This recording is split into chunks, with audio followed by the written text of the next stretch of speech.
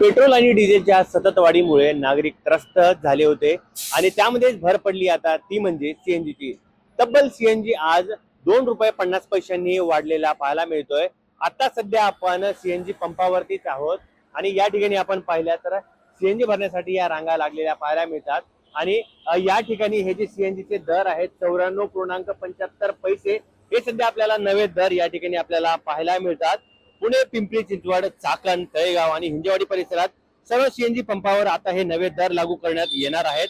आधीच वाढत्या महागाईमुळे नागरिकांचे आर्थिक गणित बिघडले असताना आता सीएनजीच्या दरवाढीमुळे वाहन चालक, रिक्षा चालक, कॅब चालक तसेच रोजच्या प्रवासासाठी सीएनजी वाहनावर अवलंबून असलेले हजारो नागरिक आता अडचणीमध्ये यांच्या भर पडलेली पाहायला मिळते। विशेष म्हणजे इंधन दरवाढीचा हा थेट परिणाम वाहतूक खर्चावर देखील होतो। याचाच परिणाम बाजाराच्या वाहतुकीवर, किमतीवरही दिसून येतो। त्यामुळे येत्या काही दिवसात प्रवास महाग होण्याची शक्यता देखील वर्तवली जात आहे। एका बाजूला पेट्रोल, डिझेल आणि गॅसचे जे दर आहेत ते वाढताना आपल्याला पाहायला मिळत आहेत, तर दुसऱ्या बाजूला नागरिकांच्या उत्पन्नामध्ये कुठलीही वाढ होत नसल्याचं सर्वसामान्य नागरिकांनी यामध्ये तीव्र नाराजी देखील वर्तवल्याचं पाहायला मिळते। आपण आता पाहू शकतो की आपल्या सोबत काही नागरिक पण आहेत। दादा, काय वाटतं एकंदरीत आता डिझेल सीएनजीचे दर वाढलेले आहेत ₹2.50, काय सांगायचं? काय वाढला तर काय करणार, काय धंदा नाही, काय नाही, ह्याला काय उपयोग, वाढून उपयोग घ्यायला काय?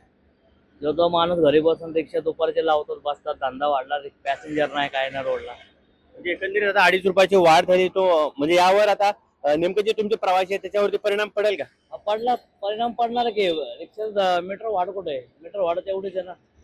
अच्छा, धंदा काय होणार त्याला? लांब गेलं तरी तेवढं पैसे भेटतात, तिथनं एमटी द्या परत खाली। धंदावाला सरकार काय करणार आहे? सरकार काय करू शकत नाही। सीएनजीची एका महिन्यामध्ये ही दुसरी वाढ होते।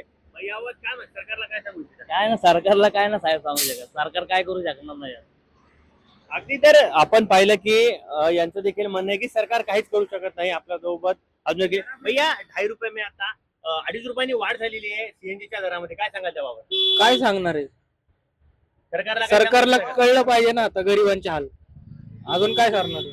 अच्छा, तर आपण इथं पाहू शकतो की सरकारला देखील कळलं पाहिजे, अशा देखील तीव्र नाराजी यावेळी हे जे रिक्षा चालक आहेत त्यांच्याकडून देण्यात येत आहे आणि लवकर यावर कुठला तरी एक ठोस उपाययोजना करावी असं देखील यांच्याकडून सांगण्यात आलेलं आहे।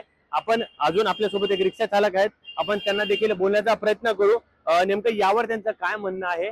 दादा, एकंदरीत आता ₹2.50 सीएनजी मध्ये वाढ झालेली आहे, काय सांगाल त्याबाबत? एकंदरीत याच्यावर तुमच्या व्यवसायावर कसा परिणाम पडतोय? परिणाम म्हणजे धंदाही नाहीये आणि त्याच्यामध्ये ही वाढ झालेली, कसं काय चालय करायचं?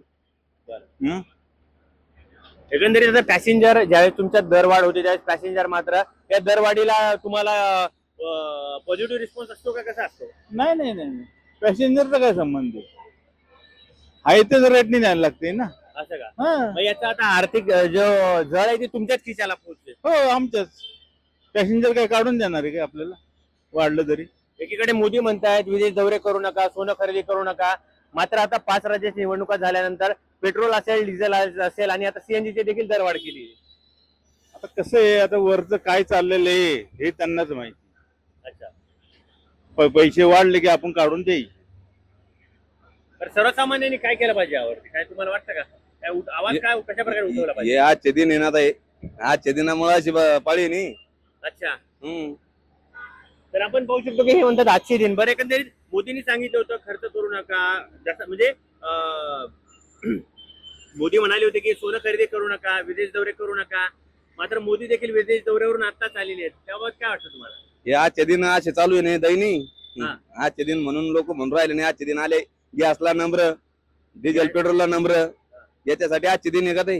बरं, एकीकडे आता आपण पाहतो की शेतकऱ्यांनाही पेट्रोल डिझेल मिळत नाही, आता सीएनजी मध्ये दर वाढती, गॅसच्या याच्यामध्ये देखील पैशामध्ये दर वाढ होते। बंद, शेतकऱ्याच मरण द्यावा। हे वाढलं म्हणजे भाडे वाढले, सगळे वाढलं, हे शेतकऱ्याचाच खेळ आहे।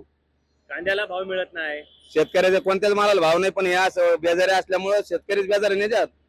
डिझेल वाढलं तर शेतकऱ्याकडून 10 रुपयाचे 20 रुपये घेऊन राहिले आपेवाले, सगळे शेतकरीच घ्यायला नाही द्यात। सरकारला काय मागणी आहे तुमची? मागणी काय म्हणजे हेच, डिझेल कमी व्हा, पेट्रोल कमी व्हा, गॅस कमी व्हा। अच्छा, मग तर अगदी आपण म्हणून राहिले, शेतकरी लोक म्हणून राहिले आजचे दिन हे पाहिजे का कवरक पाहिजे असे। अगदी, बरं, एकंदरीत आता तुम्ही ह्या ऑटो, तुमचा ऑटो आहे ना, एकंदरीत किती वर्षापासून व्यवसाय करता आणि आधी काय दर होते आणि आता तुम्ही काय आम्ही 8 वर्षापासून आपल्याकडे आपे, पण आम्ही शिंदखेड जे बुलढाणा जिल्ह्यातली, अच्छा, पण आम्ही इथे आलो पुण्याला. तर आम्ही म्हणजे घायल आहे. खरं का? डिझेल वाचून पेट्रोल वाचून आम्ही 4-4 दिवस आमच्या आपे रिक्षा उभी आहे. आणि त्याच्यानंतर आम्ही आपेमध्ये लेडीज दवाखान्यात आणून आमच्या आप्यामुळं काही काही लोकांचं मरण पावलं डिझेल नाही भेटल्यामुळं. अँब्युलन्स व्यवस्था तर अगदी सिंदखेड आम्ही बुलढाणा जिल्हा सिंदखेड राजा. अच्छा. हा. तर अगदी आपण पाहू शकतो की हे रिक्षा चालक आहे ज्यांनी देखील तीव्र शब्दात देखील सरकारची नाराजी व्यक्त केल्याचं पाहायला मिळते.